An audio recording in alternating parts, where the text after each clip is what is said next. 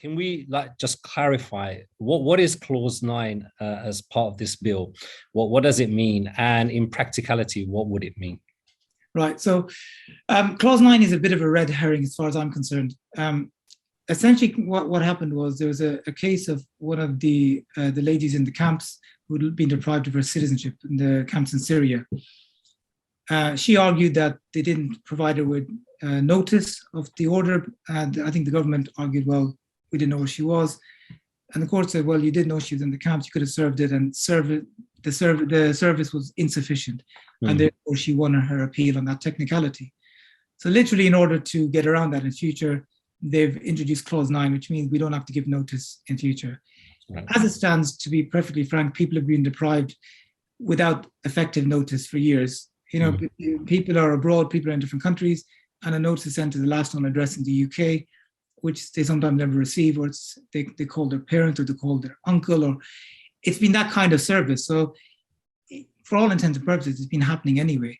All Clause 9 does is tell you, you know, people who are campaigning for Clause 9 and thinking that this will mean if we defeat Clause 9, it means that they will not be able to deprive us of our citizenship, are sorely mistaken. The power is already there.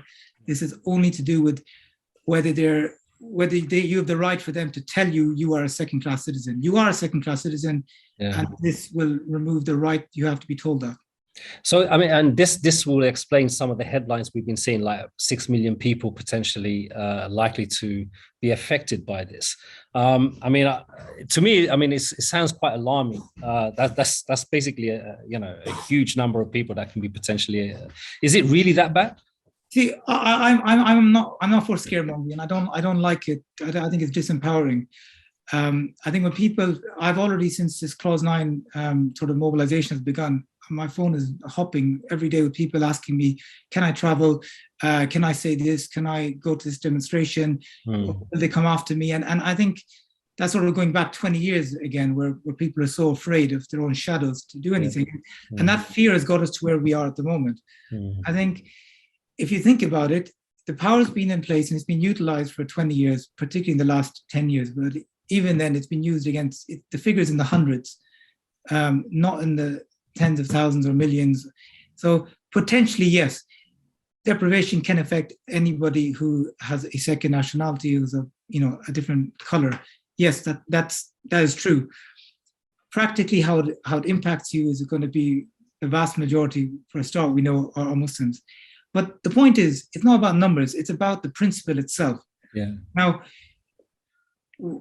in the past, people didn't stand up for the principle of deprivation because it only affected Abu Hamza, right? And then later on, people were still, well, it's only affecting these people who have gone to Syria for obviously bad reasons, they will think, or it's affecting other people who must be involved in something. There's no smoke without fire. The same type of language you heard with Guantanamo.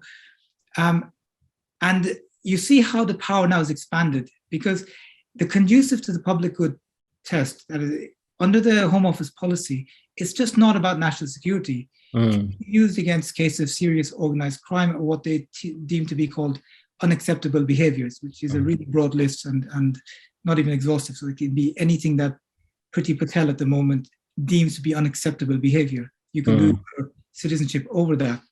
Now, how practically has that been used? A few years ago, where this law, as we've discussed, has been for cases of espionage, of treason, of national security in the last 2 decades. A few years ago, they used it to deprive the individuals involved with the grooming gangs in order to child sexual exploitation. So those individuals, obviously, nobody has any sympathy with them. Nobody is going to stand up and campaign for them, that they would be deported. But the fact is, they were British citizens and they were deprived of their citizenship. How many people are going to stand up with a placard to them? And it's very hard, because they're not likable individuals because of the crimes that they were convicted of.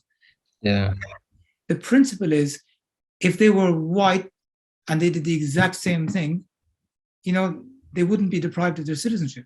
They would have served their time and they've carried on with their life.